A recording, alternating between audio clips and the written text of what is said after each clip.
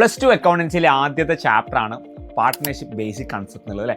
അതിൽ പ്രധാനമായിട്ടും എന്താണ് പാർട്ട്ണർഷിപ്പ് എന്ന് നമ്മൾ പഠിക്കാനുണ്ട്. തിയറിറ്റിക്കലി പഠിക്കാനുള്ള കാര്യമാണ്.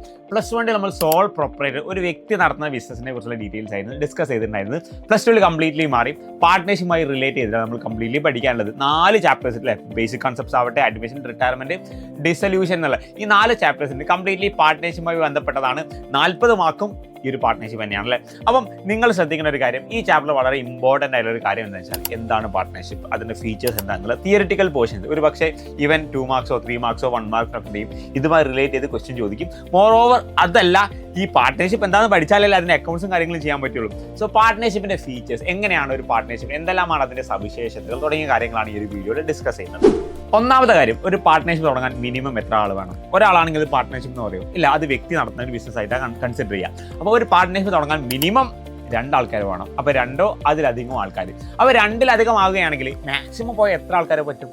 അവിടെ പറയുന്നത് ഇന്ത്യൻ കമ്പനീസ് ആക്ട്, അഥവാ സെൻട്രൽ ഗവൺമെൻറ് അണ്ടറിലുള്ള ഇന്ത്യൻ കമ്പനീസ് ആക്ടിൽ പറയുന്നത് മാക്സിമം പോയ 50 നമ്പർ ക്രോസ് ചെയ്യുകയാണെങ്കിൽ എന്ത് ചെയ്യും? ആ പാർട്ട്ണർഷിപ്പിനെ എന്താക്കി മാറ്റണം? ഒരു കമ്പനിയാക്കി കൺവേർട്ട് ചെയ്യണമെന്ന് പറയുന്നുണ്ട്. അപ്പോൾ 50-ൽ കൂടുതൽ എന്ത് ചെയ്യാൻ പറ്റില്ല? കൂടാൻ പറ്റില്ല. അങ്ങനെ കൂടുകയാണെങ്കിൽ അതിനെ കമ്പനിയാക്കി മാറ്റണം. അപ്പോൾ പാർട്ട്ണർഷിപ്പിൻ്റെ ഈ ഒരു മാക്സിമം നമ്പർ ഒരിക്കലും പാർട്ട്ണർഷിപ്പിൻ്റെ ആക്ടിൽ പറയുന്നില്ല. അത് മറ്റൊരു കമ്പനീസ് ആക്ട്, അഥവാ സെൻട്രൽ ഗവൺമെൻറ് കൊണ്ടുവന്ന കമ്പനീസ് ആക്ടിലാണ് എന്ത് ചെയ്തത് പറയുന്നത്. രണ്ടാമത്തെ കാര്യം, ഈ രണ്ടുപേര് ഫ്രണ്ട്സാണ്, അത് പാർട്ട്ണർഷിപ്പാണോ? അല്ല. 2 പേര് ഫുഡ് കഴിക്കാൻ പോകുന്ന ആൾക്കാരാണ്, ഒരു പാർട്ട്ണർഷിപ്പാണോ? 2 പേര് ബ്രദേഴ്സാണ്, ട്വിൻസ് ആണ്, അത് പാർട്ട്ണർഷിപ്പാണോ? അല്ല. ഇവർ തമ്മിൽ എന്ത് വേണം? ഒരു അഗ്രിമെന്റ് ഉണ്ടായിരിക്കണം. എന്താ ഇവർ തമ്മിൽ അഗ്രിമെന്റ്? എടാ, നമുക്ക് 2 പേർക്ക് ഒരു ബിസിനസ് തുടങ്ങാം അല്ലെ. ബിസിനസ് തുടങ്ങാം എന്നുള്ളൊരു അഗ്രിമെന്റ്. എങ്ങനെ ബിസിനസ് തുടങ്ങാം എന്നുള്ളത്, നമ്മൾ 2 പേരും ഇന്ന രീതിയിലുള്ള ഒരു ബിസിനസ് തുടങ്ങാം, അത് ഇത്ര കാലാവധിയിലേക്കാണ് തുടങ്ങുന്നത്, ഞാൻ ഇത്ര ബിസിനസ്സിലേക്ക് കോൺട്രിബ്യൂട്ട് ചെയ്യാം, നിനക്ക് ഇത്ര പ്രോഫിറ്റും ലോസും തരാം. സോ അങ്ങനെ അവർ പരസ്പരം ഒരു ധാരണ ഉണ്ടാകും. സോ അതാണ് രണ്ടാമത്തത്, എന്താണ്? അഗ്രിമെന്റ്. ഈ അഗ്രിമെന്റ് ഒന്ന് ഓറൽ ആകാം അല്ലെ, വാമൊഴിയാൽ പറഞ്ഞാൽ മതി, എഴുതി രേഖപ്പെടുത്തണം എന്ന് നിർബന്ധമൊന്നുമില്ല. ഓറലായിട്ട് ഇനി അല്ലെങ്കിൽ റിട്ടേൺ എഴുതിയിട്ട് എന്ത് ചെയ്യാം? നമുക്ക് ഈ ഒരു പാർട്ട്ണർഷിപ്പിന്റെ അഗ്രിമെന്റ് എന്ത് ചെയ്യാം? റെക്കോർഡ് ചെയ്യാം. അങ്ങനെ എഴുതി റിട്ടേൺ സ്റ്റാമ്പ് പേപ്പറിൽ എഴുതുകയാണെങ്കിൽ അത് എന്ത് പറയും? പാർട്ട്ണർഷിപ്പ് ഡീഡ് എന്ന് പറയും. ഈ അഗ്രിമെന്റിൽ നമ്മൾ പറയുന്നത് എന്താ? നമ്മളൊരു ബിസിനസ് ചെയ്യണം എന്ന് പറയും. അഥവാ ഇവർ ബിസിനസ് ചെയ്യുകയാണെങ്കിൽ മാത്രമേ എന്തുണ്ടാവുള്ളൂ? ഇത് പാർട്ട്ണർഷിപ്പ് ആവുള്ളൂ. 2 ബ്രദേഴ്സ് ഉണ്ട്, ഇവർക്ക് സ്വന്തമായിട്ട് വീടുണ്ട്, 2 പേരും കൂടി ഒരുമിച്ച് ഓൺ ചെയ്യുന്ന, അവർ 2 പേരുടെയും ഉടമസ്ഥാവകാശത്തിലുള്ള ആ ഒരു വീടാണ്. അത് പാർട്ട്ണർഷിപ്പ് ആണോ? അല്ല, അത് കോ ഓണർഷിപ്പ് ആണ്, കൂട്ട അവകാശമാണ് അവർക്ക് ഉണ്ടാകുന്നത്. അപ്പം അത് പാർട്ട്ണർഷിപ്പ് അല്ല. പാർട്ട്ണർഷിപ്പ് ആണെങ്കിൽ അവരെന്ത് ചെയ്യണം? ആ വീട് റെന്റിന് കൊടുത്തിട്ട് അതിന് പ്രോഫിറ്റ് നേടണം. സോ അങ്ങനെ ബിസിനസ് ചെയ്യണം. അവിടെ നിങ്ങൾ ബിസിനസ് വർക്ക് ചെയ്യുന്നുണ്ടെങ്കിൽ മാത്രമേ അതിനെ പാർട്ട്ണർഷിപ്പായിട്ട് കൺസിഡർ ചെയ്യുന്നുള്ളൂ. ഇനി എന്തുണ്ട്? പ്രോഫിറ്റ് ഷെയറിംഗ് റേഷ്യോ ഉണ്ടായിരിക്കും. അപ്പം എ എന്ന് പറഞ്ഞ ഒരാളുണ്ട്, ബി എന്ന് പറഞ്ഞ ഒരാളുണ്ട്. ഈ എ പറഞ്ഞു ബിയോടും, നിനക്ക് എല്ലാ മാസം ഞാൻ 25,000 രൂപ വീതം തരാം. അത് പാർട്ട്ണർഷിപ്പ് ആണോ? അല്ല. ഇവിടെ എ ഓണറും ബി അതിന്റെ വർക്കറും മാത്രമായിട്ട് കൺസിഡർ ചെയ്യാം. ഇവിടെ ഇവർക്ക് കിട്ടുന്ന പ്രോഫിറ്റ് അത് എങ്ങനെ ഷെയർ ചെയ്താലും മതി. എക്ക് 99% ഷെയർ, ബിക്ക് 1% ഷെയർ, എന്നാലും പാർട്ട്ണർഷിപ്പാണ്. അവിടെ ഷെയർ ഓഫ് പ്രോഫിറ്റ് ആയിരിക്കണം ഷെയർ ചെയ്യേണ്ടത്, അല്ലാണ്ട് സാലറി അല്ലെങ്കിൽ കമ്മീഷൻ കാര്യങ്ങൾ കൊടുത്തിട്ട് കാര്യമില്ല. സോ അവിടെ പ്രോഫിറ്റും ലോസും ഷെയർ ചെയ്യണം. ഇനി നോൺ പ്രോഫിറ്റ് ഓർഗനൈസേഷൻ ആണെങ്കിലോ അവിടെ പാർട്ട്ണർഷിപ്പ് അല്ല. അഥവാ ഒരു ചാരിറ്റിയോ കാര്യങ്ങളൊക്കെ ചെയ്യുന്ന ഒരു ടീം ഉണ്ടെങ്കിൽ അത് 2, 3, 4, 10 ആൾക്കാരാവട്ടെ, അതെന്തല്ല, അതൊരിക്കലും പാർട്ട്ണർഷിപ്പായിട്ട് കൺസിഡർ ചെയ്യാൻ പറ്റില്ല. അപ്പോൾ ഈ പ്രോഫിറ്റ് ലോസും ഷെയറിൻ്റെ കാര്യങ്ങൾ പറഞ്ഞപ്പോൾ പ്രോഫിറ്റ് മാത്രമല്ല ലോസും ഷെയർ ചെയ്യണം. ഈ ലോസ് വന്നാൽ എത്രത്തോളം ലോസ് ഷെയർ ചെയ്യാം?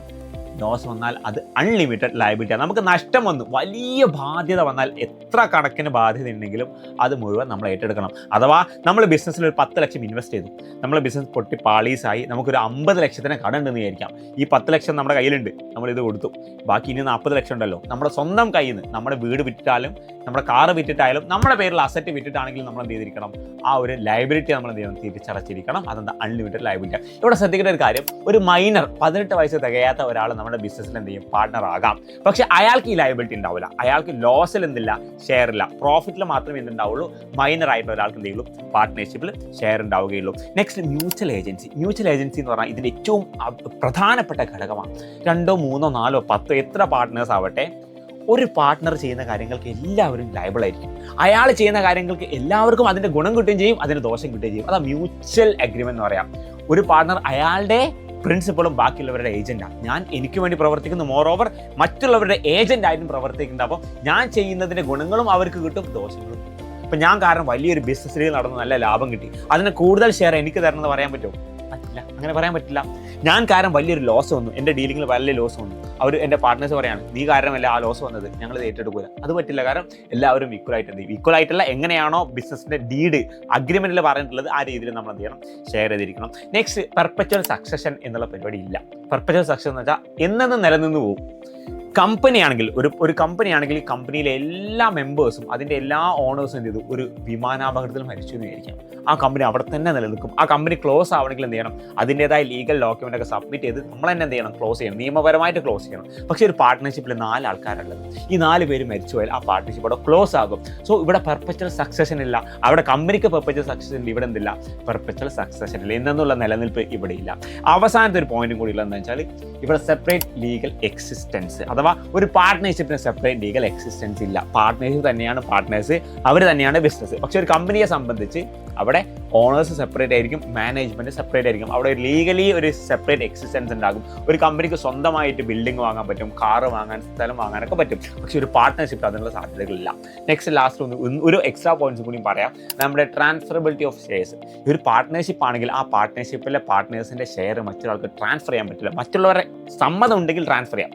4 ആൾക്കാരുടെ അതിൽ 3 ആൾക്കാർ സംബന്ധിച്ചാൽ ഈ 4ാമത് ആൾക്ക് എന്ത് ചെയ്യാം, അദ്ദേഹത്തിൻ്റെ പ്രോഫിറ്റിൻ്റെ ഷെയർ മറ്റൊരാൾക്ക് കൊടുക്കാം. പക്ഷേ ഒരു കമ്പനി ആണെങ്കിൽ അങ്ങനെ ഇഷ്ടമുള്ള പോലെ എന്ത് ചെയ്യാം, എൻ്റെ കമ്പനിയുടെ ഷെയർ എന്ത് ചെയ്യാം, എനിക്ക് മറ്റൊരാൾക്ക് കൊടുക്കുന്നത് യാതൊരു ബുദ്ധിമുട്ടില്ലാതെ ഞാൻ മാത്രം തീരുമാനിക്കുന്ന ഒരു കാര്യമായിരിക്കും. സോ ഇവിടെ നോൺ ട്രാൻസ്ഫറബിലിറ്റി ഓഫ് ഷെയർസ് ആണ്. സോ ഇത്തരം സവിശേഷതകളാണ് ഒരു പാർട്ട്ണർഷിപ്പിൽ ഉണ്ടാകുന്നത്. മിക്കവാറും എക്സാമിന് 2, 3, 4 ഫീച്ചേഴ്സ് എന്തെങ്കിലും ചോദിക്കും. ഓണം എക്സാമിന് എന്തായാലും ഇത്തരം ഒരു ക്വസ്റ്റ്യൻ ഉണ്ടാവും, നിങ്ങളുടെ ക്വസ്റ്റ്യൻ പേപ്പറിൽ കാണാൻ പറ്റും. അങ്ങനെയാണെങ്കിൽ മക്കളെ, കൂടുതൽ വീഡിയോസിനും ലൈവിനും നമ്മുടെ ചാനൽ ഫോളോ ചെയ്യുക, മാക്സിമം ഫ്രണ്ട്സിന് എന്ത് ചെയ്യുക, ഷെയർ ചെയ്യുക.